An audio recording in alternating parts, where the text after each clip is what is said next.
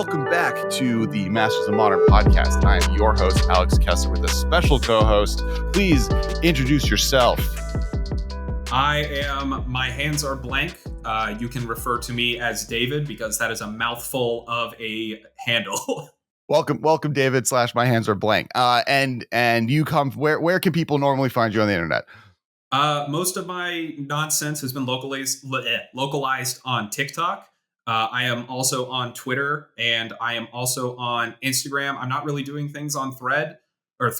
I am reposting old TikToks on my YouTube and my Instagram page, but I also post art that I do because I am a professional animator, and I've been posting a lot more of the doodles and drawings that I've done on my Instagram and Twitter. So wherever you want to see my art, you can go there. Wherever you want to see my videos, you can find them at the aforementioned websites.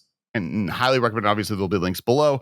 Amazing TikToks, and honestly, you're describing the grand experience of being a TikTok and Twitter user at this point, which is both of these platforms could die at any moment. Any moment. I have other platforms. I don't use them, but if either of these platforms die, I will be there. Please follow. Yeah, you just go hit the follow button, then forget about it, and then when the platform explodes, you can find me over there. Yeah, exactly. So same at Kess.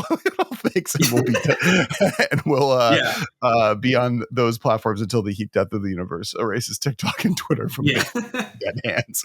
But today we were talking about multiple things. A big one is that we just had a massive Magic Pro Tour. Modern Pro Tours happened. The Modern Pro Tour is back. First one in, I believe, years. Obviously, off of the back of the new set, Lord of the Rings. There were definitely some Lord of the Rings cards featured, which is very exciting. We also have a ton of announcements. We're not going to go too into that because I think I'm pocketing that for when Ben is back next week, though. We might talk a little bit Final Fantasy, as it does relate to the fact that the Lord of the Rings set was this big modern introduction. Yeah. It's the first Universes Beyond set, and Final Fantasy is going to be the next fully designed draftable set of the same variety. Those I think will be the key features of tonight's conversation, as both of us, as far as I can tell, are giant Final Fantasy nerds. Which we learned during the pre-show, which you should all check out. If you subscribe to our Patreon, you get a full 18 minutes this episode of extra Patreon exclusive content where we talk about Halo 1 and Final Fantasy and a bunch of other stuff. And definitely make sure to check that out as well. And those are the shout outs. So we had a Pro Tour. It was modern related. How did it feel watching the Pro Tour again on stream, really kind of telegraphed for the first time again after a while? Oh my gosh. I could not believe I was getting to watch a modern Pro Tour again. I am a huge fan of watching competitive Magic. I am wearing my World Champion 2017 sweater, not just because it's cold in the room that I'm in right now, but also because I love this thing. I got it the year Huey won the Pro Tour, or not the Pro Tour Worlds, which I think was 2017. But I've been following competitive Magic basically since I started playing Magic. I would watch the Star City streams. I would watch miscellaneous GP streams, everything like that. And when COVID happened and it stripped all of that away from me, it was clearly the thing that I missed the most out of Magic. I missed it more than playing Magic itself. And to see my favorite spectator format back on the big stage with all of the shine and everything of post-COVID pro Magic was just incredible. I'm still not I'm still not really used to the vertical camera view that we're getting now. But I still need that horizontal view, but it was super great. It was a bit weird, but in kind of a fun way, to be watching an event that was being streamed in Barcelona while I was in. I actually traveled back home to the East Coast from the West Coast. So on Friday, I was able to watch the Pro Tour live for the most part. I think I woke up right after the draft rounds finished on day one. But for day two, I was on a plane and traveling with getting to spend time with my family again after not seeing them for a couple of weeks. But for the finals, I got to I had a friend send me the VOD to my phone. So the whole day I was watching it on my phone, pausing it whenever I had to do something, then opening it back up. And it was just it's just like I remember it. Well, I mean, one of the things I think that's interesting about just it being back is how much modern and the Pro Tour kind of are attached to each other. always Modern would have the most viewed Pro Tours because it was like the format people understood and you weren't lost in what was going on. Yeah.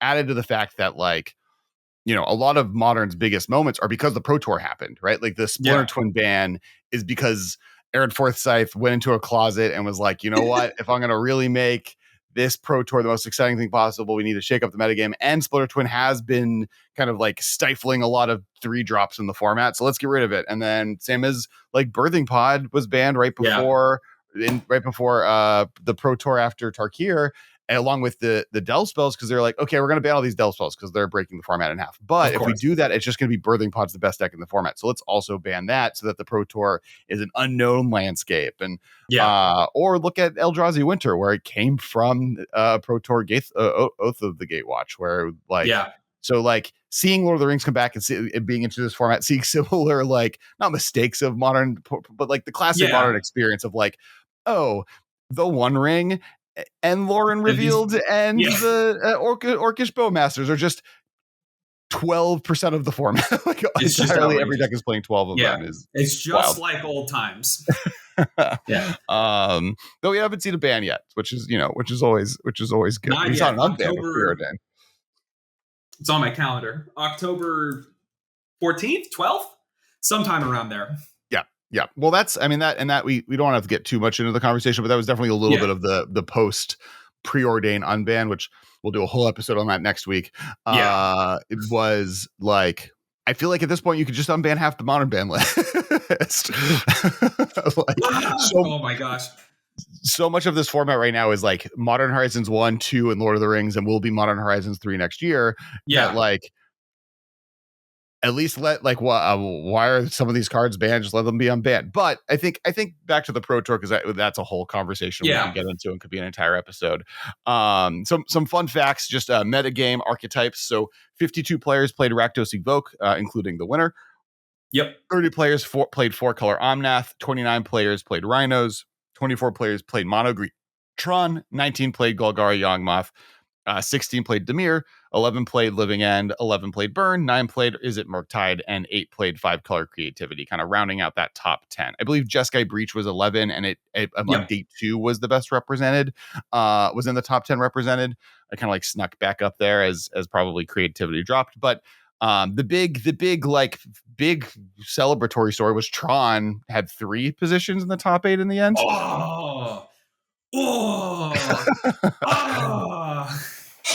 Jokingly, with like only 12 cards different since 2006. Oh man, I built that Tron. I don't think it was the Cedric Phillips list that they showed off, comparing it to the list in that like particular tweet or whatever. I've been playing Tron consistently since like the first MTGO lists were published, with like Grove the Bird Willows and like Ayavugan and everything. Like, you're going through all these cards that got banned in Modern. And I never had a chance to play Splinter Twin because I was priced out of blue fetches because I was a high schooler. I got really lucky and got green fetches though, so I was able to play Birthing Pod. And my friend built Tron, and then he was eventually like, "You can just have Tron. I'm kind of like bored with this."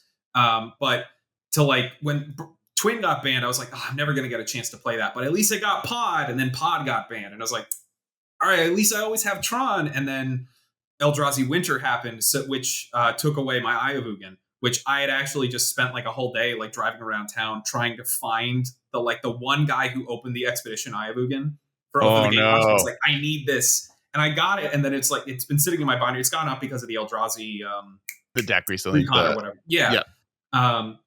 But like to see Tron, and I know Tron won the last Modern Pro Tour in 2019. I know, but to see Tron back at the top in the Modern Pro Tour was like, this is my favorite. I love Pro Magic. This is so much fun. Yeah. And like other band, like, the part of the Mycosynth Lattice, like it getting Karn, the Great Creator. Oh yeah. Which I think is the right Karn. If you were to ask me the name, you're right. Yeah. and there are too many Karns. They all look identical to each other. Except one is 7 mana. That's the one I could, Karn Liberated. I can only recognize in a crowded room. But he's the tallest one of them. Yeah, he's the tallest one. He's just like, there's Karn. Yeah.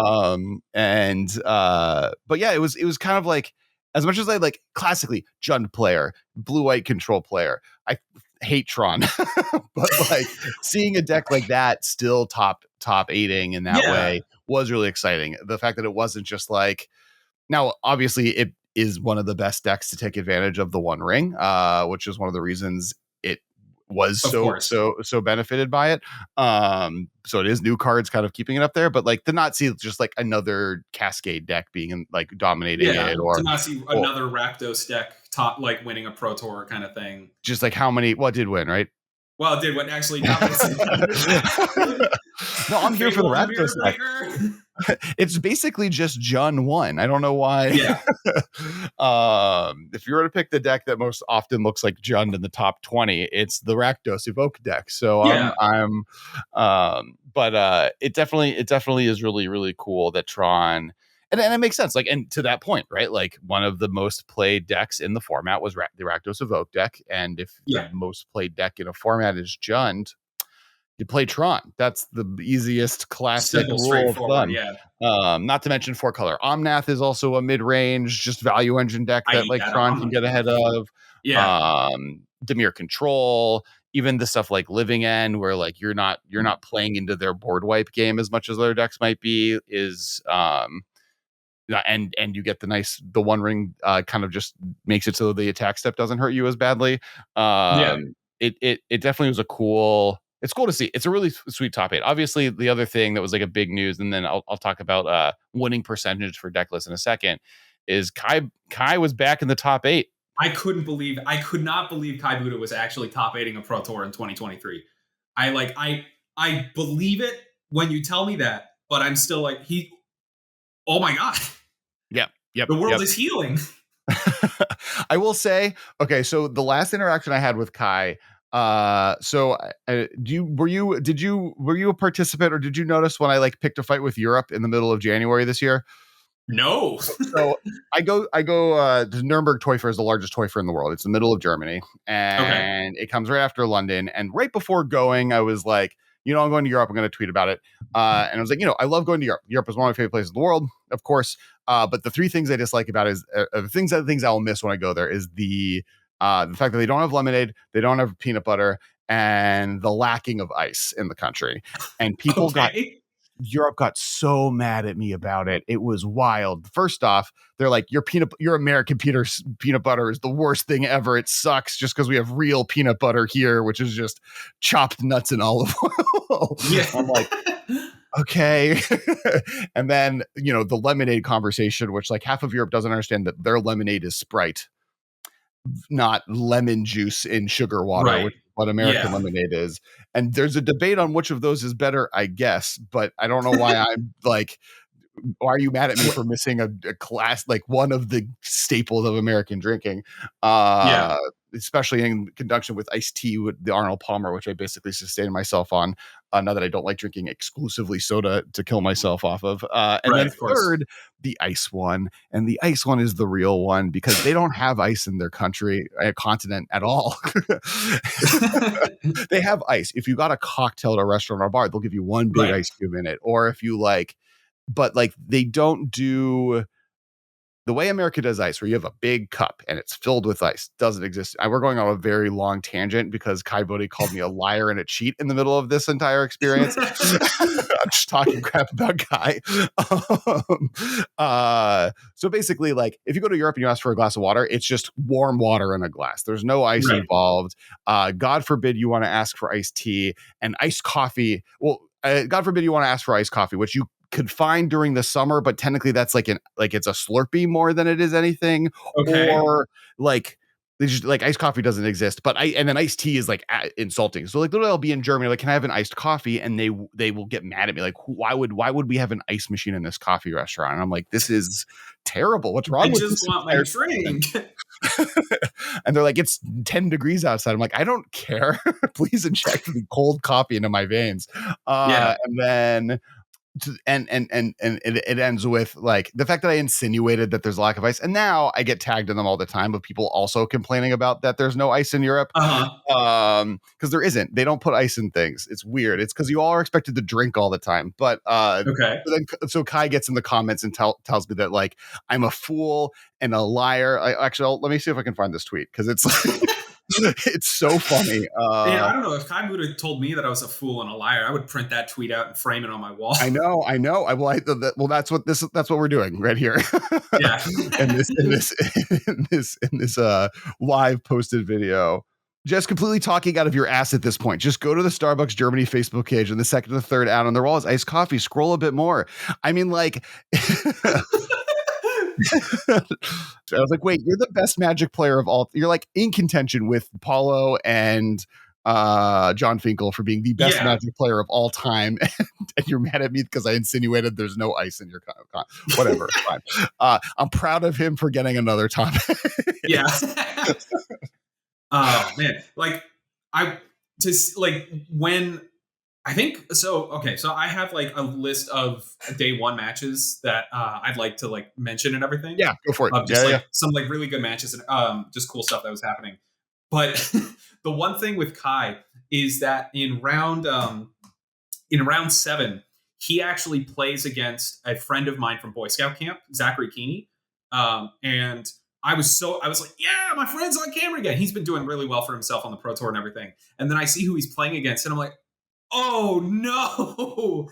And I think I can't remember exactly off the top of my head. I think he wins that round because he goes on to play against Simon Gertzen in round 8 for the day one undefeated spot. Okay. And not Simon Gertzen, Simon Nielsen. And in round 8, I don't understand. I don't understand. I believe them. I don't understand why you're putting the Stone Brain into your main deck in the Tron mirrors. My understanding is that the win percentage that you get by drawing the Stone Brain on turn and like playing it on turn 2 and activating it on turn 3 to like slow down their Tron shenanigans or whatever is better than just having it as like a silver bullet with Karn the Great Creator in these mirror matches. I believe them. I'm sure these guys have a lot more have done a lot of testing. It still seems weird to me, but Keeney plays the Stone Brain and then he tanks for a minute and he's like, I either need to name Karn the Great Creator or Urza's Tower. And I've tried watching the video a couple times. I can't figure out which one he names, but it's the wrong one because he has both Karn and Urza in his hand, or Urza's Tower in his hand. Then he just concedes on the spot. And it's like, if he only had lost to Kai Budde, he wouldn't have had to play that match. And instead it would have been Kai and Simon. And then it would have been fine. But like some of the day one stuff was like absolutely ridiculous. In round, I think, hold on, I'm sorry. I'm reading over my notes and everything. I don't actually think Zachary played against Kai. No, you know what? I apologize. He played against Kai in round 1 of the draft the following day. But what Kai did in round 7 was he played against an Evoke player who played out their entire hand on turn 1. I believe it was like grief pitching whatever, to which Kai responds with subtlety pitching force of negation. So then opponent plays like land, fury, and the pitching a red card, and then the Undying effect to have it flicker out and back into play. And that's all 7 cards. Like just on turn 1, they just spew their entire hand for their 8/8 double striker, and it just like vaporizes Kai because it is an 8/8 double striker. Right. But it was so cool, like having to see like, is there if anyone can get out of this situation, it's going to be Kai Budde. Like, and no, actually, no. An 8/8 double striker is just the most ridiculous thing on the planet. Yeah. There was also a moment in round 4 where a Yawgmoth player was playing against Living End, and it was like I think the Living End player has the Cascade spell on the stack, and the Yawgmoth player needs to draw exactly like green card endurance to be able to not die to the Living End going off. And draws exactly that off of sacrificing the only 2 creatures they had with the Yawgmoth. And it's just like getting to see this sort of like this kind of stuff happens at like FNM and everything all the time. Yeah. But they're playing for like a single draft booster or maybe a set booster, and these guys are playing for Pro Tour stuff. And it's just great. But the best part, and I'm not even going to talk about the 4th game in the finals with Jake and Calcano was unbelievable. Like there's too much stuff to talk about. The best thing is in Jake's quarterfinal match. And I'm looking at the VOD on the Play MTG YouTube channel right now. There's a moment where Jake and his opponent Marco DePivo, they're both at 5 life, and Jake attacks with 2 Rhinos and an Orcish Bowmaster and has like no defensive spells, and it's totally like a chump check to see if Marco will double block with his 2 Rhino tokens or like get blown out by another Bowmaster and a Lightning Bolt and all this other kind of stuff.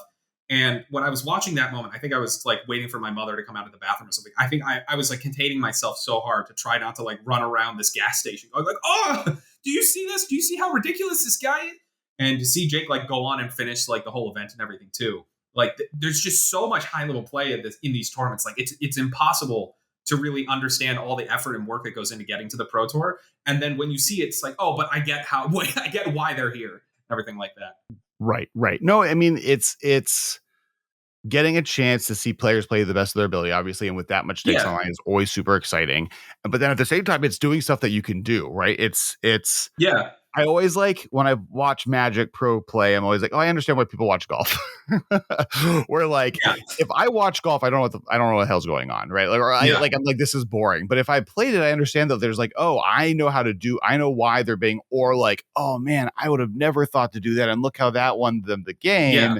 Is such a cool thing to witness, and technology for making these exciting has just gotten better and better as time has gone, and the people doing coverage have gotten better and better. So it's really spectacular to watch and to bring this stuff back, right? Like it's been gone for so long. I mean, I know it's been around for the last year, but the modern version of it has been gone for so long. Well, like I honestly don't think we would have gotten the team handshake like developments with Tron without something like the Pro Tour like pushing them to get to that point. Like correct. I like looking at. I was looking at my friend his deck list, and I saw he was only playing 3 Sylvan Scrying and was playing the green-black Talisman from Modern Horizons. Sure. And I was like, what is happening here? Why would you ever take the 4th Sylvan Scrying out of the deck? And then you like think about it more and more, and it's like, oh, it lets you hit Karn and Ring on turn 3. It like helps fix it allows you to play like your Relic of Progenitus. They're playing like Urza's Saga too, and all these other like small little knob tweaks and everything. The deck has gone to the point where it like doesn't need to hit Tron to do busted things, and then it gets to hit Tron to do busted things, but it's not good to do it if you're doing it on turn 4. It's good to do it on turn. So map is great to get to Tron, but Sylvan Scrying puts you a turn behind where you need to be, and at that point you should just be casting your really powerful powerful 4 drops. Yeah, and like I've always like I like the more I thought about it, I was like, yeah, Sylvan Scrying is the worst card in my deck. Like that, like I have just like this like random assortment of lands that I play in my deck. I've actually been playing a Horizon Canopy probably for like 6 or 7 years, just because like if I draw the Sylvan Scrying, it's a very expensive, but it is still a redraw that I can get access to and everything like that. And now seeing these pro players actually go through the motions of like, no, what if we actually like really made Tron good to like say, oh, I don't have to play. I can just get rid of this. I finally can play an Urza Saga. Right. Well, like the just the math of like what's the best deck that plays 4-drop colorless spells. And like, oh right, that one. That makes sense. The one that can do it on the 3rd turn. Right. And follow it up with a 3-drop.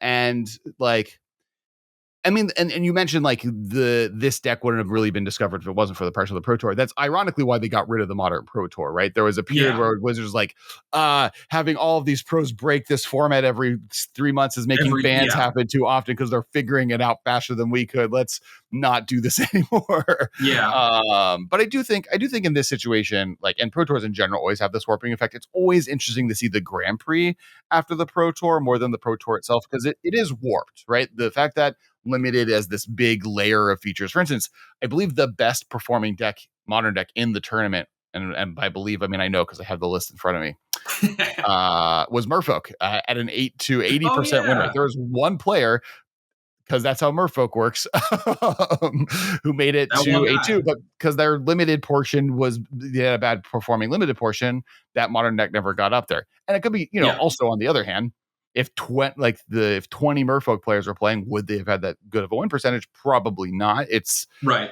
At least the one player doing well is not a good example, but even like Temur Rhinos, which then when you look at the top 8, where how many people had Temur? I think it was 3 people. 3 people was the other like major that had the best win percentage of a deck being played by more than 15 people. The second best is Mono Green Tron at 54%. And it definitely puts pressure on the format that's interesting, but I'd love to see what the format looks like next big tournament, where the tech of this tournament is, because that's where Tron was going to do badly, right? Like if we're like Tron, if everyone's like Tron is good and Timor Rhinos is good, how do I beat that? There are decks that are good against those two decks. Someone pointed out that, or so a friend of mine that I know, it was like, yeah, man, I brought Tron to like FNM, and somebody played the card. It's like a Modern Horizons like dragon that's like, it costs less for if they control like a colorless producing land, and like when it enters, it destroys a land they control. And like it's just like a 4/4 flying. I always remember when I was like, I'm never afraid of Blood Moon, but that dragon is the most terrifying thing I've ever seen in my life. It's like, it beats face and it costs 2 mana and it just. Well, and this is, I mean, we've talked about Blood Moon before against Tron on this podcast years ago, but the regurgitation of this fact and a lesson for people, Blood Moon isn't the best card against Tron, because you are taking a turn. The same reason that Sylvan Scrying is especially not good is you're playing a 3-drop that takes a turn off for you to not apply pressure to them. And the Tron player is playing all colorless spells. Like I just, like their problem is being raced out, not locked out of Tron lands. The longer the game goes, the more likely they're just going to cast Karn the Great Creator for 7 mana, and your Tron land's going to slow you down by both playing Blood Moon. Sorry, your Blood Moon is going to slow you down by both playing Blood Moon, which is your turn 3 being wasted on a thing that doesn't do a whole lot when they're going to play a 4-drop Great Ring. And then you're also likely slowing down your mana, because the chances that you're also playing an all colorless deck is really low. Yeah. And then like it's not, that's like not even considering the fact that Tron has access to like 2 really good main deck enchantment removals now with Haywire Might and Boseiju, which it's Blood Moon doesn't do anything. Completely, it gets blanked by those 2 cards. Kind of the other like interesting features of this tournament, beyond just the fact that, like, you know, 4 big Lord of the Ring cards kind of showed up, is just the presence of the evoke creatures, right? Like the fact that the main deck that won was a evoke creature based deck, blinking both Fury and Grief to be able to lock their opponents out of the format. The fact that, you know, you're looking at a format that is still really dominated by these creatures. How do you think this is good? Is, I guess, the question. It's tough, because like I saw the nice thing is that all 5 of them are good. Like I know that I saw all 5 of those cards in play at some point throughout the weekend, and it's nice to see that it's like all, like, unlike the Force cycle from MH1 where it's like it's just blue and green that see play. But at the same time, it's like I don't really like any of the decks that like really take advantage of them, if that makes sense. Like the evoke deck, I think it's fine. Like it's a Rakdos mid-range deck and whatever.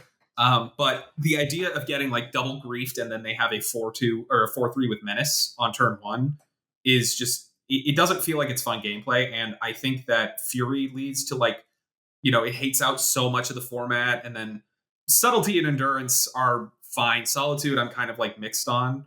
But like the black-red ones, like I just don't really feel like they're inviting like fun gameplay, if that makes sense. I think I like Grief. I like Grief because you have to work for it to be decent, right? The fact that you have to like doing weird shenanigans to make this card do one powerful thing, which is just Thoughtseize on turn 1 with a 3/2 attached, or 2 Thoughtseizes on, you know, whatever. But versus, like, I think Fury is maybe the most egregious of the 5. Where like, absolutely. And in a way that you're like, why is Punishing Fire banned? Because Punishing Fire does a lot less damage to the format than Fury does. Like everyone's like, oh, but it'll keep creature decks out from being played. I'm like, it's like, we're already doing it. Look at Bowmasters and Fury and Ren and 6. What are we doing here? I think that the format would probably look a lot better if Ren and 6 wasn't around.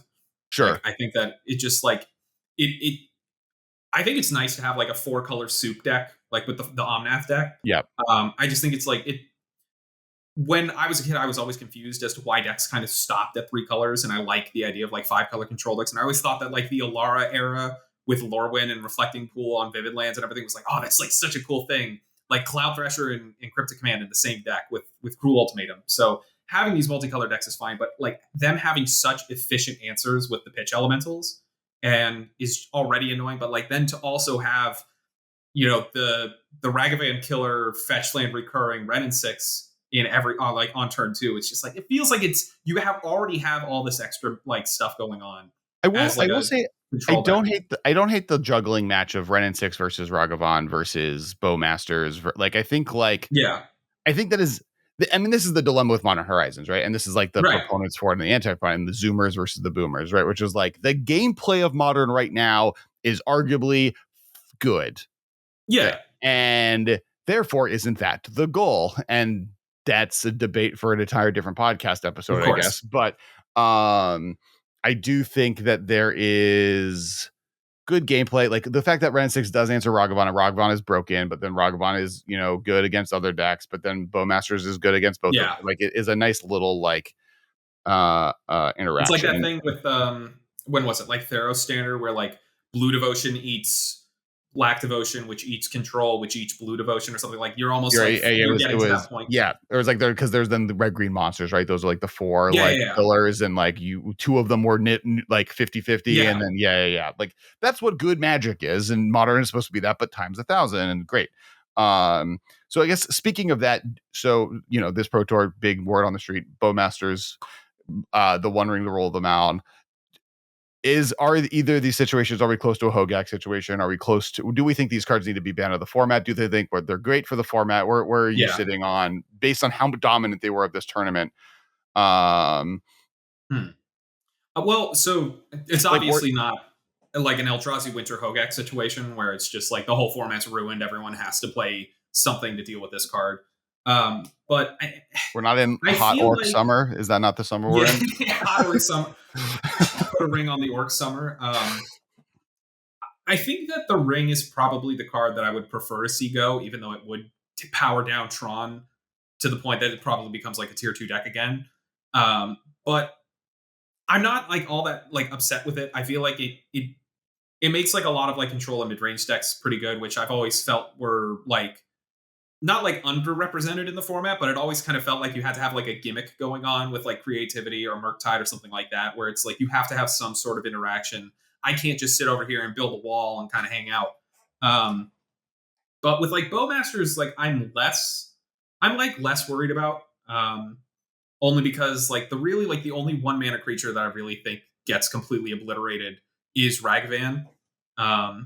And like I'm sure there's like random creature decks that could exist, like humans could probably exist and everything like that, but it felt like humans didn't really exist before like MH2 came out even. Like the decks that Bowmaster is hating out of the format entirely are decks that were already kind of like Fury and Ren and 6 existing. Yeah, for sure. Yeah. And I mean, I think if you like do a sweeping ban of like those 3 one power like deleters almost, like it could shake up the format. I don't know if the format gets much healthier, but I do think the key thing is I saw I think it was on like a random Magic subreddit, somebody posting about how they just slotted the One Ring into burn, and it was just like, this deck is going crazy now. I'm like winning so many games. Yeah. And it's like, it reminds me of when people started as a joke putting Oko Thief of Crowns into burn in Modern, and then they were like, oh, wait a minute, no, this is the correct thing to do. This is better. Like yeah. And I think when I cannot imagine that we would see a Hogak situation with the ring, but I can imagine we could see an Oko situation where the format becomes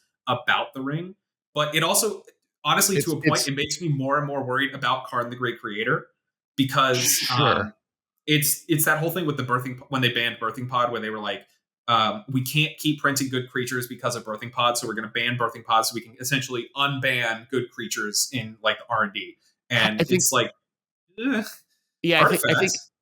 think if the One Ring continues to do well, but only in Karn decks, Karn goes away. I think that if the One Ring does what Oko did, or I was going to say Deathrite Shaman did a similar thing, where just like every deck should just be playing 4 of these and then do whatever it wants, and it's just going to make your deck better. That I can see happening. I think that is happening, right? I think that's what's happening. And the fact that it's colorless makes it worse, or better but worse of a problem. And so that's definitely why I'm conceding. And I also I think there's a good story there, because like the One Ring has the feature that it is a licensed property, right? It is a licensed product. So is it weird what's the deal with it being banned? But I think that like I think it increases the 2.6 value. I think it like Yeah. if after 3 months they need to ban the One Ring in October out of Modern, and it had this like epic summer where Lord of the Rings was the focus, or maybe they wait a year, but like or 6 months, but like it Yeah. had its one Yeah. moment, and it's like that's and the Wizards had to throw the One Ring into a volcano. Maybe just the ban video of someone finding another one and throwing Oh yeah, it yeah. into, Someone should just but make that video and just have it on deck, ready for the ban yeah, ready announcement. for the ban. Yeah, But it definitely, I think that would be fine from a like that's the thing we're worried for there, right? So like PR is a part of that decision, for sure. and I think that's good PR. I think if they had to ban multiple cards from the set, that's a problem. If they had to ban the Ring and Right. Bowmasters and Young Halfling or whatever, or not Young Halfling, Delighted Halfling. Delighted Halfling, Yeah. which I don't think they need to ban No, Delighted I think Halfling, that but card's incredibly fair. yeah, that It's weird it has 2 toughness, but otherwise I think like if it didn't, it wouldn't have shown up with Fury and Ren and I 6 think and it Bowmasters. exists to have 2 toughness, right? I think that Yeah. literally Wizards of the Coast was like, we want a Noble Hierarch variant to be great in Modern at all times, and all of the other ones died of Fury, Ren and 6, and Bowmasters. Let's make one that doesn't, and that's Yeah. where that's where it came from. I mean, I remember back in the day with Deathrite Shaman being so frustrated by Deathrite Shaman because every good Yeah. answer graveyard deck could ever play against it couldn't deal with 2 toughness. Yeah. Yeah. I mean, I think the nice thing about Bowmasters and Halfling specifically is like you say that it's like a licensed property kind of thing, but like those are the 2 cards that like feasibly could be slotted into just any random set in the future because there's not like really too much like Lord of the Rings stuff unless like Amass Orcs has any sort of like legal stuff tied up with it. Whereas like the One Ring itself is like this is the face card of the set and everything like that. I actually recorded a video. I released a TikTok about this literally today. I actually think like all of the license stuff, and even Orcish Bowmasters and Delighted Halfling The to an Halfling. extent, though they are specifically designed to be reprinted with no problem. Those are easier to reprint to me than a lot of cards in Standard. Like I think like if Xander was a major modern playable card because you could cheat it It with would get a Vampire reprint in with like a Ugin. Horizon set or something. It's hard to reprint it, right? You have to either reprint it in a reprint set or a commander deck or like a non set agnostic location Because where he's dead now, right? well, he's dead. So yeah, he's dead. B, he's specific to Capenna. I mean, the whole the oath, but like a good example, the one I used in the video better than Xander was Inquisition of Kozilek, right? They wanted to reprint Inquisition of Kozilek in Battle for Zendikar and kept wanting to reprint it, but because of the flavor issues and the fact they couldn't reprint it on any other set, and then even when they got to a point where they could for flavor reasons, the main mechanic of the faction was it had to be devoid, made it so that the card could like went like 5 years without seeing a reprint that was desperately needed. I remember versus, I think it was like more expensive at one point than Thoughtseize because of how it got like the $20, and well, because when Thoughtseize got reprinted, the Theros Inquisition got it was down, and then versus the One Ring where they could call it the Cauldron of Sadness and reprint it in Eldraine or the Son of Dynasty. Like every set that comes out, they could brand it to fit that set, no problem. And so I think like these like branded cards are almost now. Will they reprint all of them? Because that's what it was response to the videos. Like, there's no way they could reprint everything from the Warhammer set, everything from it was like, well, yes, but they don't reprint everything from most sets. Like most sets, there are a ton of random draft chaff from original Ravnica that has never been reprinted because no one needs it to be reprinted. I don't need most of the cards in the Lord of the Rings set to be reprinted, but the ones that are seeing modern play, the ones that are dominating other formats, the ones that are $80, those do need to be reprinted, and Wizards has created ways to do that. Well, it's interesting. There was an article I was reading this morning, and I feel bad. I can't remember the name of the person who wrote the article. I'll see if it's in my histories while I'm talking about it. But they essentially wrote about how like when they reprint cards in something like Commander Masters, it only really affects the price of cards that were like expensive because they were in low supply but high demand, like the medallions. Because like the medallions now you can get for relatively cheap comparative, and same with things like Kindred Dominance. Was it Cal's article? I think it might have been. Yeah, that sounds right. But with things like Craterhoof Behemoth, Ulamog, like these things where it's like it's not only they're at the highest rarity, but it's also that they're in like premium products. So Yeah. it's like it's not really going to reduce the price. So I would love to see something like the ring reprinted into maybe not a standard set, but maybe something like Baldur's Gate or something like that, where it's like a lower. It's not a master set, but it's also not a standard set. Maybe like whatever the Assassin's Creed booster is going to be, like that kind of, don't make it the most expensive thing on the planet, but you can give us a little bit. There's middle ground. I mean, like, yeah, right now there's basically like 4 versions of product, right? There's standard release product. There's 4 price points. There's standard release product, licensed product, right. premium product, and a masters set product where it's like whatever the price point of Commander Masters ended up being. Sure. Expensive. Yeah. So you have like Commander Masters, Modern Horizons, Lord of the Rings, and Standard are like the 4 different types of booster bases. And the reason the license was because like all licensed product has 20% added on due to how like Lord of the Rings is getting paid for every Magic card with Lord of the Rings on it being made. Of course, yeah. Modern Horizons is set at a premium level that's above a normal pack price point, but isn't Commander Masters level, but is like meant to kind of be in the middle. And then obviously Commander Masters is like, we don't have to get into this because I got into this fight way too much during Commander Masters. But if you put cards into a pack that are worth more than the pack opening, stores will just sell it for that amount regardless. So right. Whatever. We don't have to talk about that. I'm getting PTSD from 3 weeks ago. But back to the Pro Tour, because I do want to bring it back to that. One thing I do want to bring up is because there's one solitary deck. There's the deck that won, the black-red deck, but then also the first time I've ever seen a 61 card deck in a modern top 8 Pro Tour, and it was the Amulet Titan. Well, yeah, Amulet Titan deck. Obviously there were Yorion decks in major tournaments, but that's of course, but there was never. Yeah, that's not just getting an edge by playing one more card, right? I know Dom Harvey is like a huge Amulet Titan player, and I'm sure he's written somewhere about why he plays 61 cards. But when I see someone registering 61 cards, I'm like, this person has played this deck more than I have played. Like, has probably played more games with this deck than I have played games of Magic in my entire life. Right. Like, you don't just settle on 61 cards. You're never just like, whatever, I'll just play. It's like they like sit down. They have this like they have a whole like Google Doc explaining everything like that. Like. Or, I mean, in this event, right? The other version of that is that they're lazy and didn't want to like make the decision.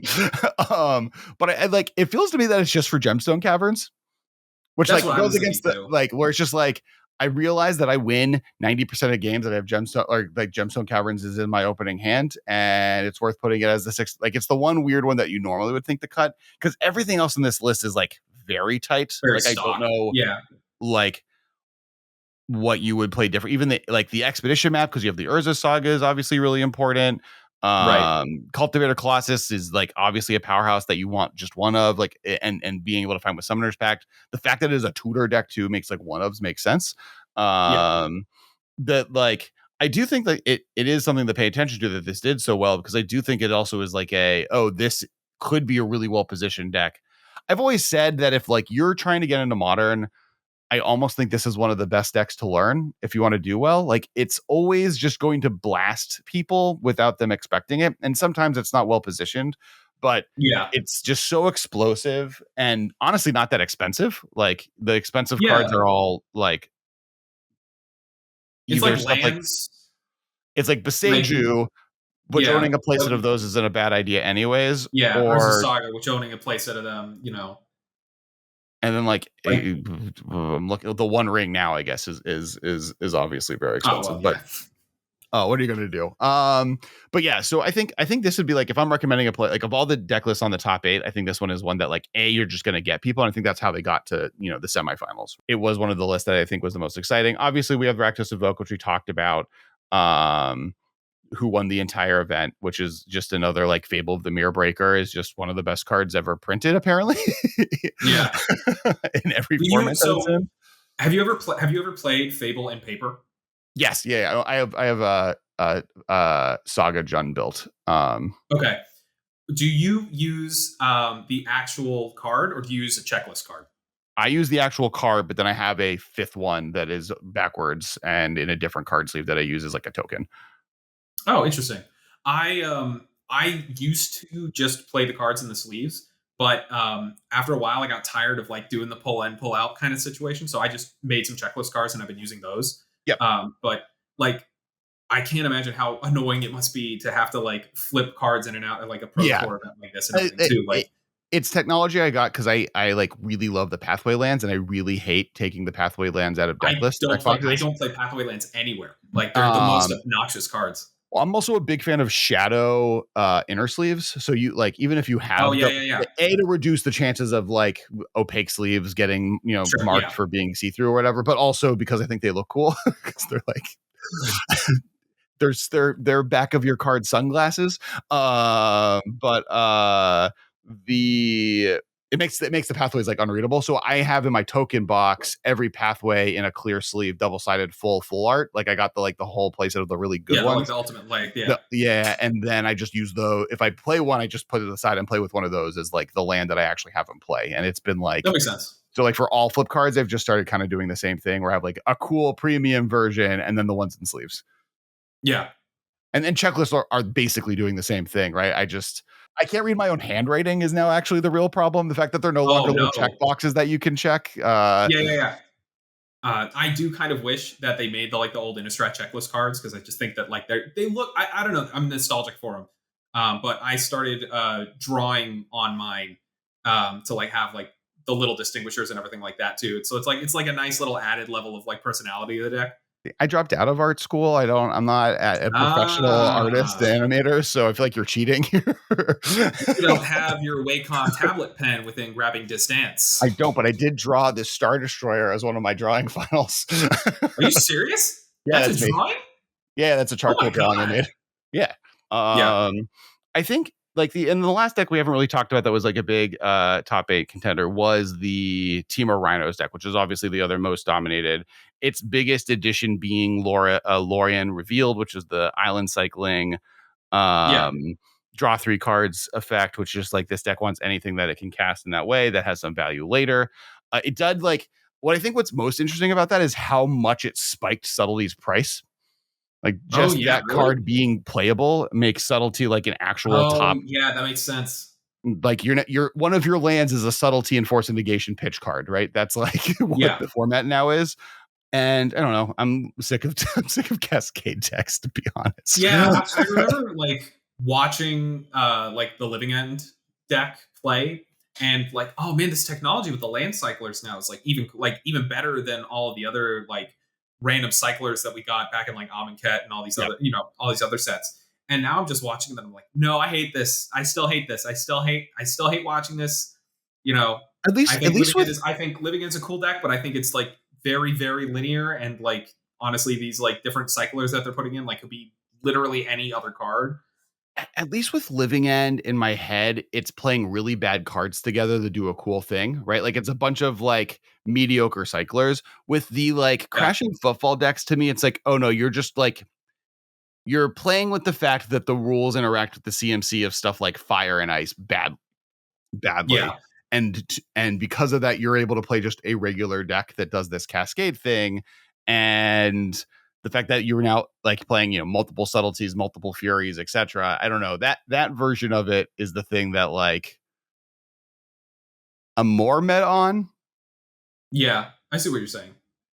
Like you're this is just a regular deck that gets the break cascade accidentally due to the rules being wonky. Yeah, because of it's Cascade's fault, right? Because like Cascade used to work in a way that this deck doesn't function because fire used to be a thing that you could hit off of it, but because Boom Bust exists, they're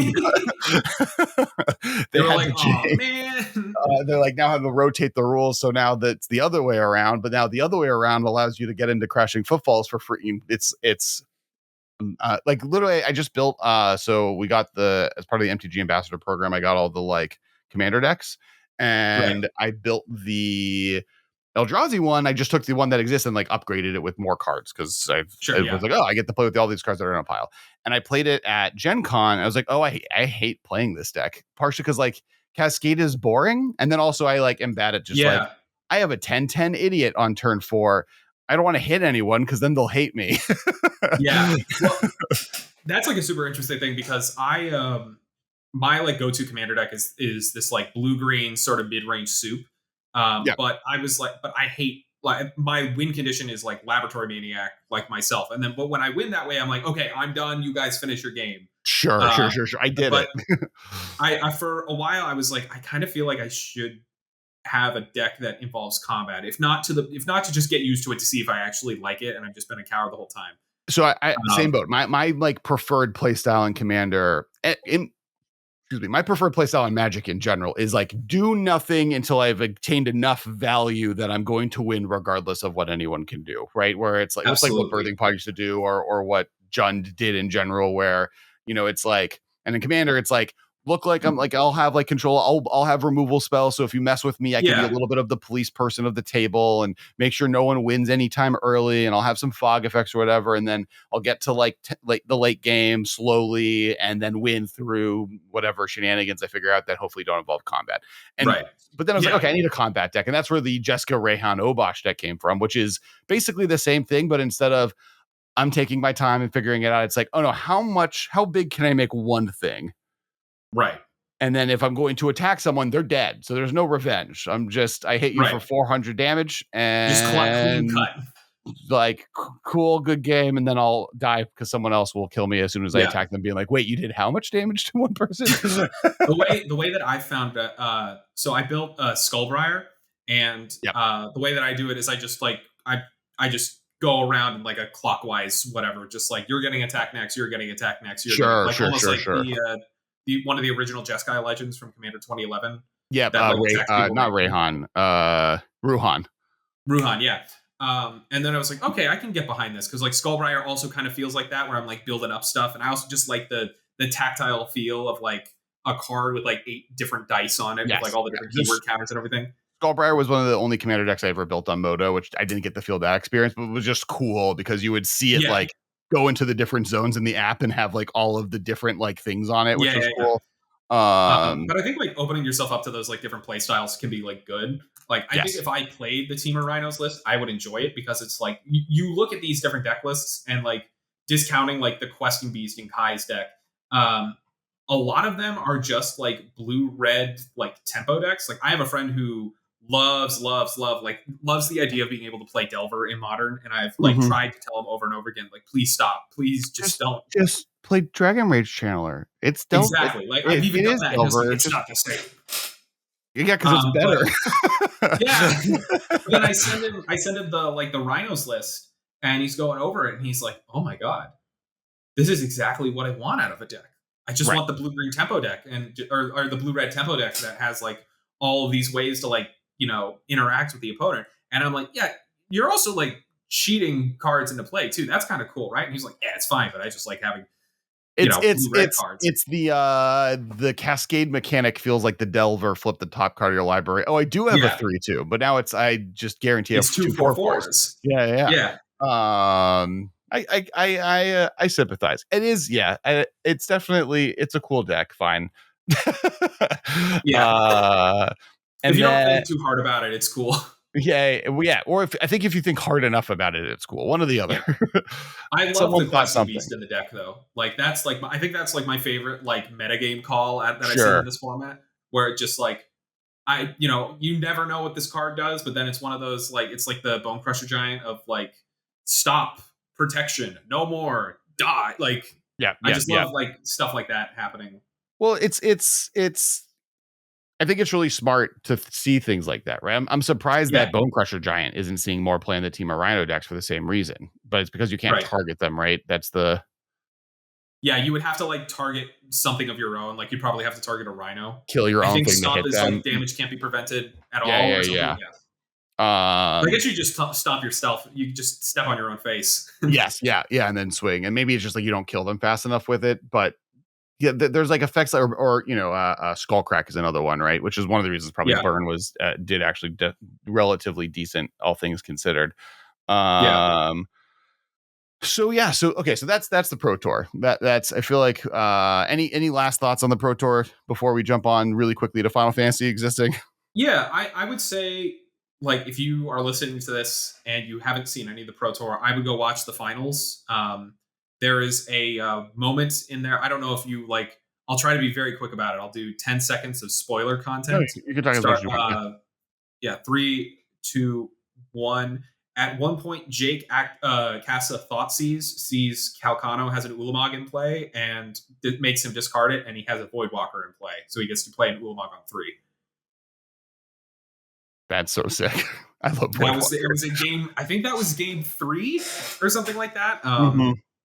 It was absolutely incredible to see just like that kooky nonsense. But then it follows up with like one of the best games I've ever seen in Pro Magic. Just like back and forth between the two of them. It's like I didn't realize there could be such interaction in a Tron list, because Calcano's also playing the more standard Tron, so you're not like, you don't have the talismans or the Urza sagas.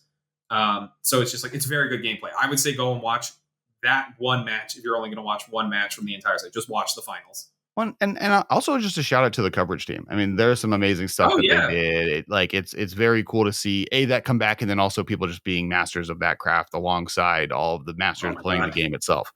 Yeah, having Cedric Phillips' voice in my ears again was just like, he's my best friend on the whole world. He's never met me. I will say, like, on the down note, not the down note of the thing, but we talked about it a little bit, I think, during the pre-show, but Barcelona itself, shout out to the 4 people that had to go to the hospital because their air conditioning wasn't on during the entire experience. So like beyond the gruelingness of a normal tournament, the people that made it to this top 8 did it in like 90-degree in tournament weather. Sweating their butts off. So this was like it was hot yoga, Magic the Gathering Pro Tour modern event. So shout out to everyone.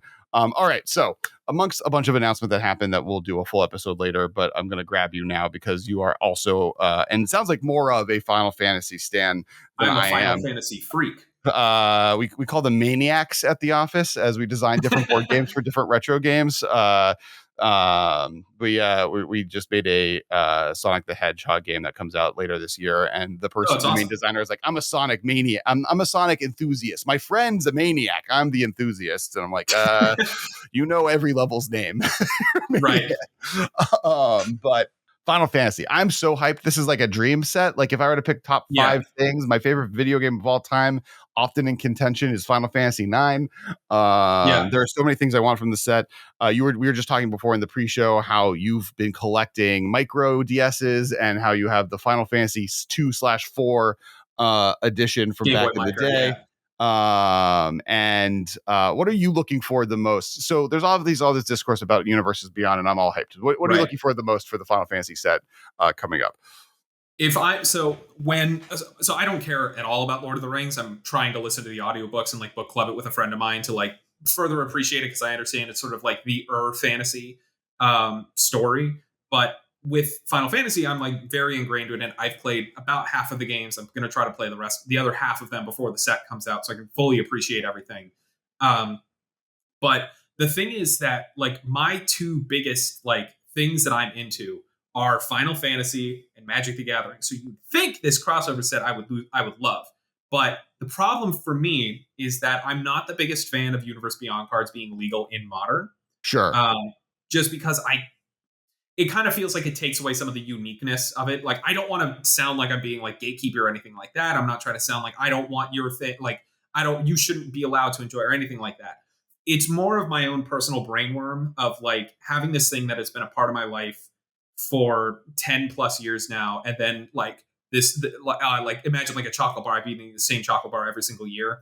And then all of a sudden there's chocolate and peanut butter on it. It's just like, and it's like, it still tastes good. It's just like, I'm kind of miss the old thing, but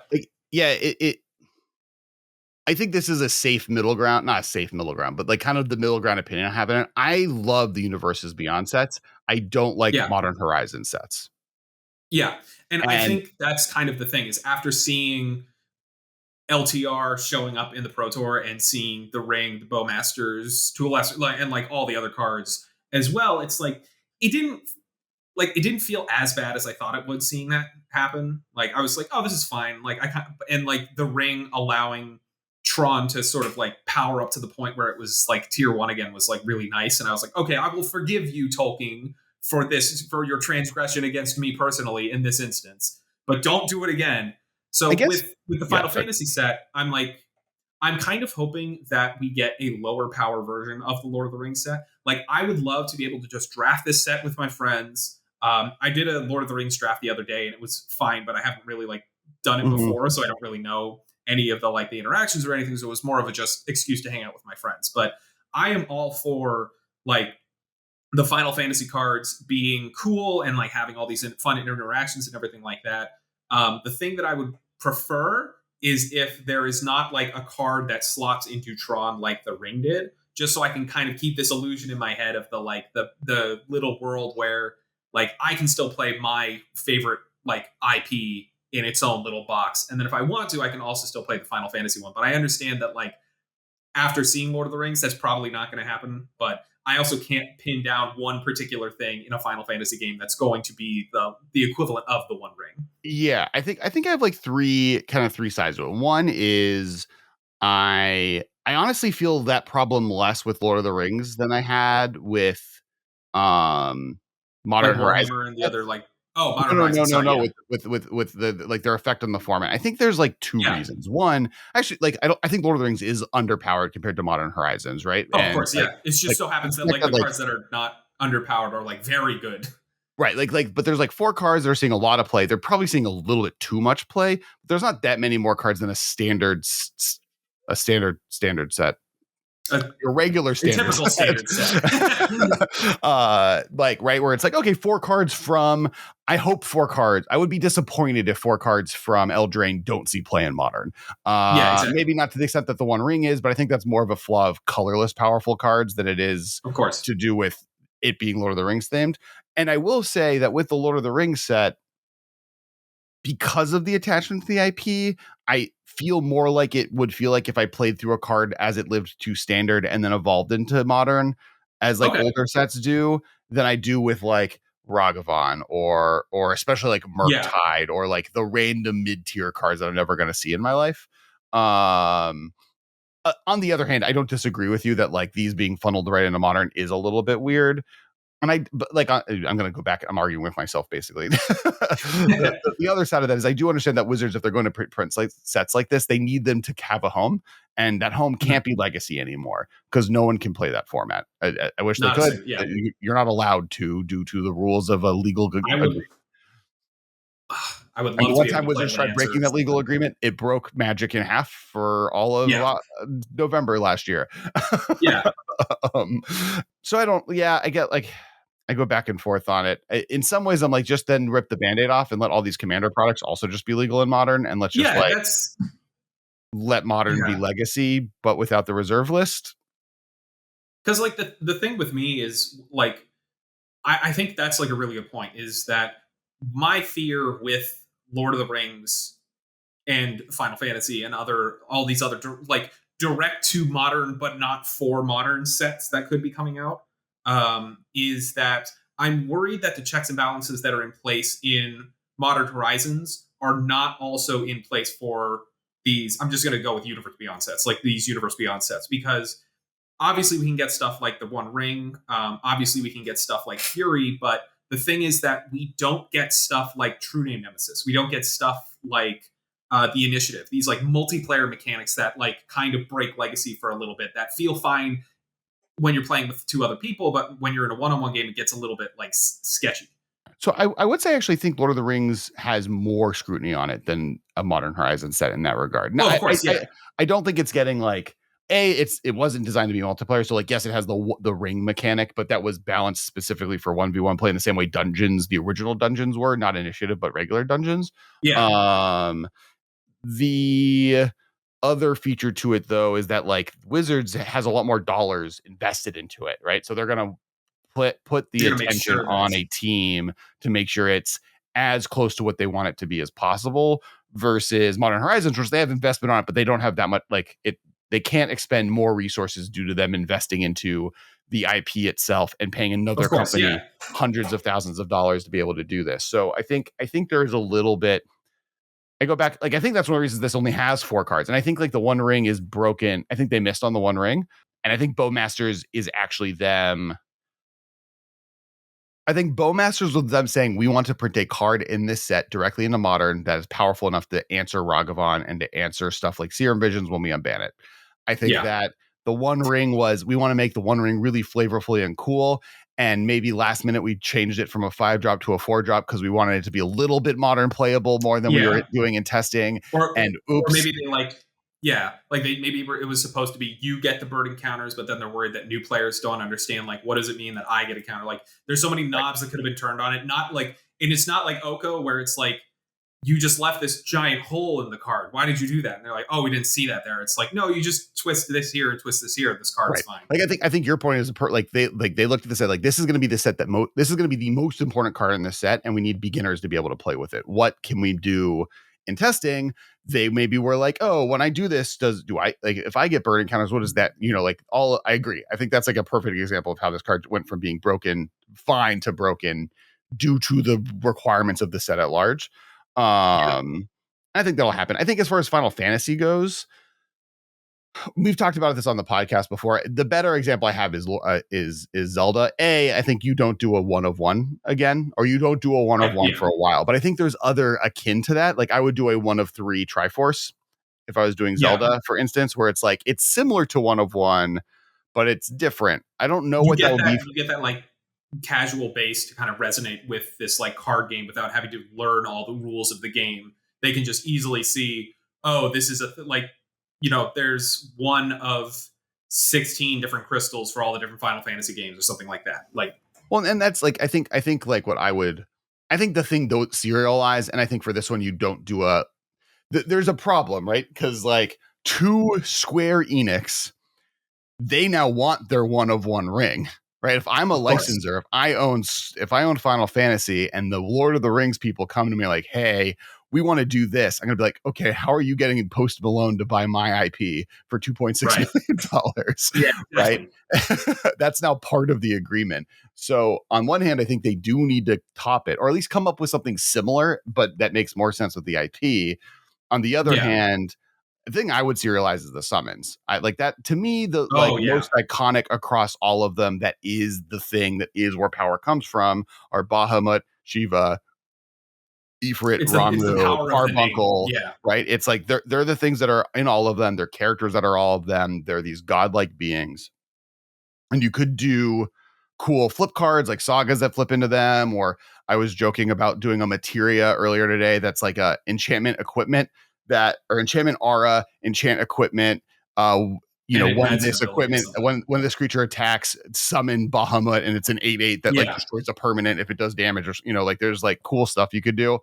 It was a lot of text on one card. I'm sure, but like, there's just so much cool stuff. I want to see like partner with like Vivi and Steiner. There's like so many cool things you could do. Yeah. But like, what do you do as the thing? The one thing though that I like, the thing that always gets me about like the Universe Beyond stuff is that personally, I love the Godzilla name tag. I think that's like a very elegant way to like Universe Within kind of stuff like that. And as much as I would probably dislike it because I have like a set of altered Tron lands, if they came out with a card that's like Kefka's Tower, Kefka's Power Plant, Kefka's like that kind of stuff, I'm totally on board with reskins of cards within you, like, and everything that. Well, with like the box topper for Lord of the Rings, right? Like they did that for this or whatever. Yeah. I love those cards. I think I agree. I love them even a little bit more. Though I will say, when it comes to legendary creatures, I think I like Stranger Things more than I like just a reskin of a character. I'm trying to think. There's been examples, but I'm not thinking of them quickly enough. Where the like Godzilla cards, even the Godzilla cards, right? Like, to be honest, I like Vadrock way more than I like Rayon. Yeah. I don't know. There's too many RUHAN characters in fiction, apparently, today's episode. I don't. Obviously, the Band-Aid is ripped off, right? So, like, Universes Beyond is here. I kind of love it. Like that, I'm definitely more on the side of like, I want to see all the things I love. I'm also like, it's escalated where Stranger Things is like something I love. Then it's been a bunch of stuff I don't know anything about. Lord of the Rings I love, but I kind Fantasy, which is Final Fantasy. It's not the peak, but it's like It's I getting there. think my peaks have their own Well, I don't know. Final Fantasy has its own TCG. This leaves One Piece up. I could be getting a One Piece one of these. Yes. Well, from what I understand, my local game store has talked about the Final Fantasy TCG, and me and my friends, when we go to play Commander, sometimes we'll buy a pack just to buy a pack. Like you just sift through it. And I have said, like, hey, do you guys when are you guys getting the new pre-release product? And he was like, dude, I don't know if we're even gonna buy any more of this. Like, you guys are honestly, in the past 6 months, you guys just buying like 1 or 2 packs every week has been the most product we've moved of this in like a year. Yeah. And like, I feel like when Square sees like the Final Fantasy set come out, they're gonna be like, okay, we don't ever need to do anything else with our own card game. This is way cheaper. Let's just pay these guys to do this again. There's also like their game can be very successful in Japan, which has a much wider TCG market. Like, there are thousands of TCGs that are successful in Japan, where like in the United States there's 5, and they'll be happy with that, right? They're not like, they could be totally fine if Final Fantasy, the card game as part of Magic, does well here, and then they're a separated deal, or what that looks like. But that's also true with One Piece, right? Like, that's true with the other TCGs. There's also a level of like, I don't know how much they compete. Yeah. Like, I don't if they a little bit with One Piece, because there's a little bit of me playing the One Piece TCG that's me saying I can't do this in Magic, so I'll learn a new TCG to do it. Right. But at the same time, it's not going to continue coming out, right? I'm going to get one launch, and then that's it. And it could even, and you could also do it different. Now I'm just talking how you could do a One Piece TCG, which we don't need to talk about. But like, if you just did a secret layer, that absolutely doesn't compete with the TCG in the same way that like other games have had Black Lotus, not Battlegrounds, but Duel Masters. Duel Masters had like the Black Lotus card, right? That didn't compete. It just was a marketing opportunity. So that does, sorry, you mentioning the Black Lotus thing does make me think about stuff. Like, what I really wish Magic would actually start doing more of, like, would be crossing over with other IPs to the point that it felt like Magic was more of like its own brand. Like, because to me, it's like, I can't think of very many things except for like maybe Smite and like Team Fortress 2 that have had like Magic crossovers. Sure. And it kind of feels like Hot like Pockets. Universe Beyond. You got me. Shake my hand. I kind of wish Magic would also feel more confident in branching out into other stuff as well, because I think that it makes it feel like more genuine to be like, hey, you can come play over at my house. I can come play over at your house. I do think, and this is coming from the perspective, and we're both, I think, in the same boat where we do a lot of Magic lore content. Like, I say this from the perspective of someone who loves the Magic IP and the Magic story and lore. I think with some of the universes beyond product, beyond just also being like a capitalistic waterfall of just this one thing was so successful that we tried to do it bigger, and now the best-selling Magic set of all time was a Lord of the Rings set, and so there we're here to stay for moving forward. Beyond that feature, I think that some of it is also, they tried, like, they've done Pop Funkos, they've done all these like they've done all this stuff where they've licensed Magic characters to things, and it just hasn't expanded out of their brand as well as they would hoped, as well as bringing other brands into Magic has gotten other people into Magic in a way that has expanded their brand better. Like, more people know who Chandra Nalaar is now because of the Lord of the Rings set than any amount of Hot Pockets ever made. Or like what the other IP licensed things, or like Garrick or whatever. And I think that yes, you could add Magic characters to other things. I'm not sure how easily it would be for them to recognize that they exist. Yeah, that makes sense.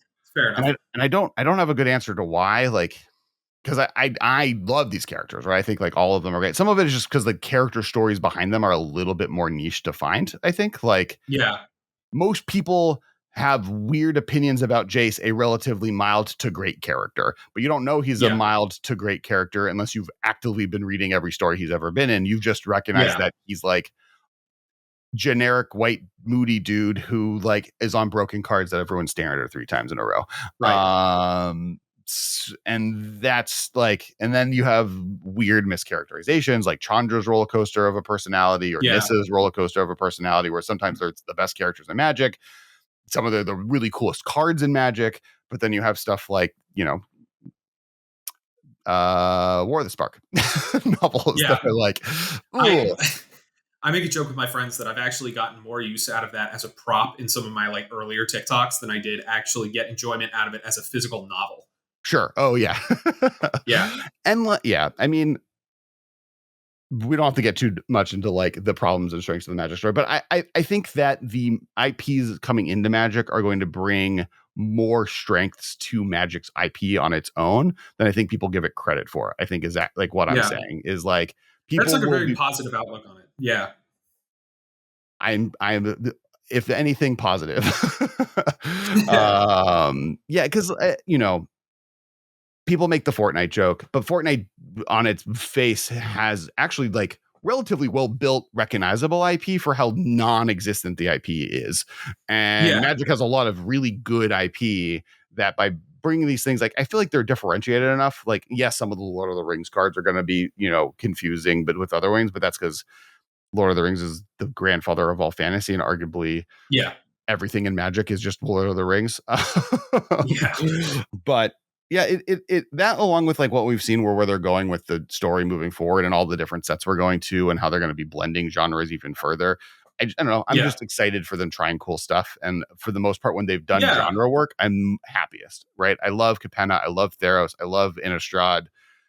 I love the worlds they build that are more trope filled than I love like some of the worlds that aren't that. Right. Well, yeah, I think like looking at the like the story and everything coming out, like I think I'm honestly the most excited for Thunder Junction, just because Same. not just Oko, not just Cowboys, but I actually when that first like image for March of the Machine came out with like Chandra like right in the middle with like Isika in the background, that one Kamigawa dragon, the one random Strixhaven student. Me and a bunch of people were like, are we going to be able to travel from planes just like willy-nilly now? Like, and initially at first I was very much like, no, like Magic needs to stay, like the walls need to stay up because I want to make sure like each world should be in its own little box. But then like as like more and more time went on, I was like, actually this is way more interesting to have like maybe there's just like a study abroad program between the Tolarian Academy and Strixhaven, like just mundane stuff like that. I don't need big nonsense and everything like that. And Thunder Junction, and then the like the Wacky Races set of like I assume it's Thunder Junction is it used to be some sort of wasteland plane, and then it just has a bunch of omen paths popping up and everything. Like the more and more like, oh, we couldn't have had that story beforehand. This is way more better, but like to bring it back to like modern and everything like that too, it's like I think it's probably like that for me with like the Universe Beyond sets of like, at first I'm not like this huge fan of it because I feel like everything should be in its own boxed area, but I think it opens up to like, now that you explain the whole thing to me, like it opens up to new people who didn't know anything about Magic actually learning who Jace Bellerin is and why everyone hates Jace Bellerin. Right, like if you started playing Magic during Lord of the Rings because you're a Lord of the Rings fan and this is like a high profile game, they're like, you know what, I love Lord of the Rings, you love Magic, I'm going to come play your game, and you liked it. You are now going to know who Will and Rowan are. As and of like, tomorrow. I'm enjoying the Wild story so far. I have an unhealthy attachment to the Strixhaven story. I even have like a friend who is just getting into the game because he literally saw a Lord of the Rings booster pack and decided to open them and got an Orcish Bowmasters in it, and we had to be like, dude, hold on. He's now addicted to gambling is what's happened. Well, he was like, oh, I want to hold this and see if it gets to $100. And we're like, no, let's calm down. Just go sell it to a store and buy a commander deck. Let's like come meet us on Tuesday. But it's like having that ability to like get the people in, because we've always like talked about wanting to do like a cube draft, but we've only ever had like 5 or 6, like at most I think we've had 6 people. But like with Lord of the Rings and all these other stuff, that's going to round that out. So it's going to be easier to cube draft. It's going to be easier to fill like modern FNM or something like that, which might not normally have like people showing up. It might, if I ever go back to draft, I used to play a lot of limited. If I ever go back to limited, it's going to be larger than just 2 pods, and one of the pods has to have like 9 people in it or something like that. So back to Final Fantasy before we end the episode. If you could choose one character and one concept from a Final Fantasy game, which character and then concept would you add to the game? And like concept being like Blitzball, right? Like it or item or vehicle. My cheat answer is Triple Triad. But wow. my real answer is probably what you said, like summons or something like that. Like the idea of like you said, like a saga or something like that. I think that would be a really cool idea. I'm sure crystals are going to be treasure tokens or something like that. But for like one sort of character, if you had asked me this like a year and a half ago, I would have said Kefka, easy, no doubt. I played 6 before I played 7, so I think I'm one of those guys who thinks Kefka is cooler than Sephiroth and everything like that. Yeah, there's 4 best Final Fantasies, and it's 6, 7, 9, and 10, and depending on how old you are when that game came out, that's exactly. your answer. But now, because I won't try to market you to get into 14 on the podcast, but like now there is a character in I think it's the 3rd expansion of 14 that they've done like character popularity polls, and he like outranks Sephiroth by like a wide margin. Sure. And that's the one character that I want them to get right, like out of everything. I don't care. I'm sure Kefka will be cool. I'm sure this character, but like his character goes by Emmett Selk is just like the coolest character, and like having that sort of like this new age, I feel like he represents like the newer age of Final Fantasy. Like the first 2 expansions of 14 were like well received, but the 3rd one is like the one that made the game explode. Yeah. And I think like without that character, I don't know if we would have got Final Fantasy 16 at all. Sure. Because I remember hearing an interview where they were like, yeah, the initial launch of 14 and then base 15 were both met with such like wide, like these are garbage and whatever. I didn't think we were ever going to make another mainline series game. Sure. So like, I'm sure Clive Rossfield is going to show up. He's going to be a cool card. He's a double-faced card or something like that. Same with Cecil, same with Terra, like all these other characters that like I love. But I think I'm sure Cloud and Sephiroth are going to be great. But I think solidifying Emmett Selk is like the thing that'll be like for the new age of people who are getting to the game. I have a friend who likes MMOs, and he's like, okay, fine, I'll play an actual numbered Final Fantasy now with 16 coming out. And he wouldn't have done that without the other thing. Well, I think like there's 2 things, right? I think to your point, one of the benefits this set has that is my biggest complaint with the Lord of the Rings set is infinite characters. And not like infinite ones, but like one of the problems with Lord of the Rings is there's 7 Frodos and like 6 Gimlis and Laurel, there almost every character is like 4 different cards that it's really hard for me to keep track of it at all. Like I don't know if you ask me what Saruman did between the 4 different versions of him, I couldn't tell you to save my life. I knew what the blue-black one does because I like complained about that card on the internet, and people said I'm bad at Magic for not wanting to play against it or something. Right.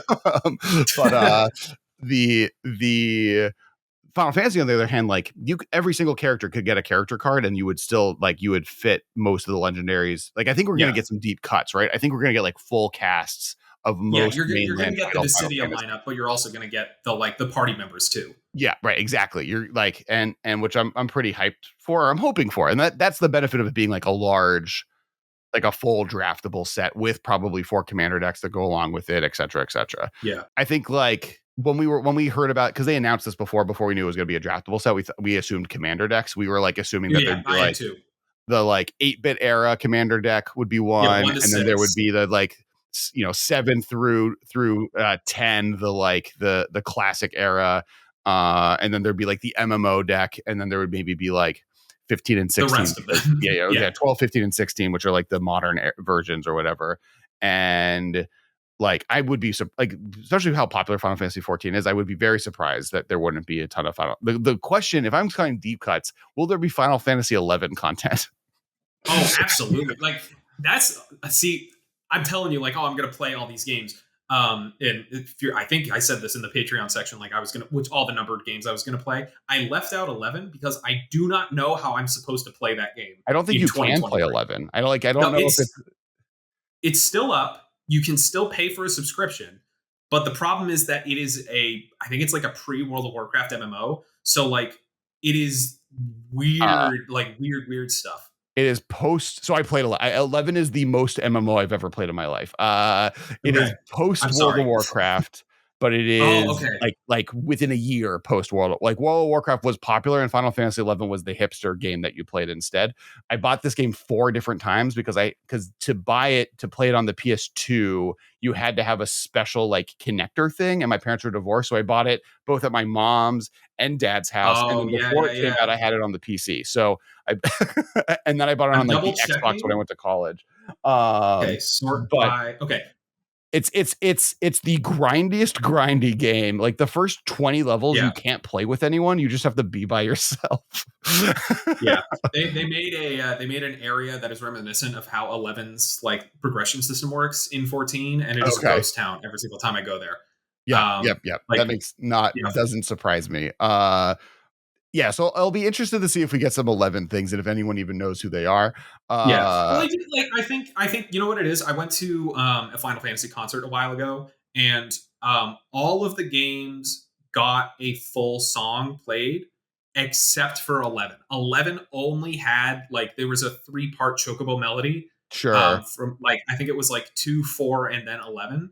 And then they didn't play an actual song from 11. So my best guess is that of all of the games, 11 would be one of the underrepresented with like 2 and 3. The thing I'm partially most excited for though is just like Magic the Gathering level grade artwork for 1 through 7. Or 1 through 9. We're getting a mono art showcase frames as well. Well, that for sure. But I'm even saying just like fully illustrated versions of like the cast of 4 and the cast of 6. That's not even like even the redos of them that we've gotten are like 2009 level graphics, right? So like that's the stuff the that art on the TCG is like for a lot of stuff because they just use like game rips and everything too. So like being able to like I know like I am playing Final Fantasy 2 right now. I am not enjoying playing it, but I just want to check it off. But like I would like to see Firion illustrated in a way that is not just like the Dissidia art, because I think Firion's outfit is incredible. Well, my post earlier was just like the joking tweet I made was like, everyone's complaining about Universes Beyond, and I'm here just freaking out about all the cool full art basics I'm going to be able to get of different Final Fantasy games. So yeah, I think it's going to be. I'm pretty hyped. I'm really excited. We're definitely running out of time. So very briefly, before we wrap, obviously, thank you to all our Patreons. If you aren't a patron of the MMcast, definitely make sure to check it out. Where can they find you once again? They can find me on, let me go down the list. TikTok, YouTube, Twitter, Instagram. I think those are like the 4 big ones. The username is just MyHandsAreBlank on all of them. I primarily post on TikTok like content. And then if you want to hear my inane ramblings, you can find me on Twitter. Post art on my Instagram. And once in a blue moon, I will post full like long form content on my YouTube page. But for the most part, I've just been re-uploading older skits because I've been doing an ungodly amount of TikToks over the past like 3 years or something like that. I'm like closing in on like the 900th video or something of just like nonsense skit, but primarily I highly recommend as a TikTok follow. Absolutely, I'm the funniest person on the planet. And as well, while you're on TikTok, make sure to follow me as well as Kess Entertainment. So we recently rebranded our like gaming division as Kess Entertainment on Twitter, Instagram, etc. It's Kess_ENT on TikTok and Twitter.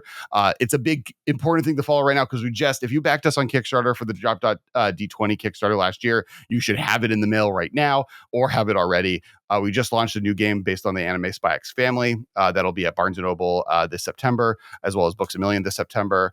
Also, a Mega Man game has been fully released. We've gone store-wide placement in a bunch of different places, as well as a Sonic game that's coming out at the end of this year, along with a Street Fighter game coming out in this year. We've kind of, the joke at Gen Con that we've had was we were kind of like the kid that got hot at camp, where we went from like having one game and some samples of games we might come out with before COVID, basically, to like, here's a full line of stuff we didn't exist a year ago.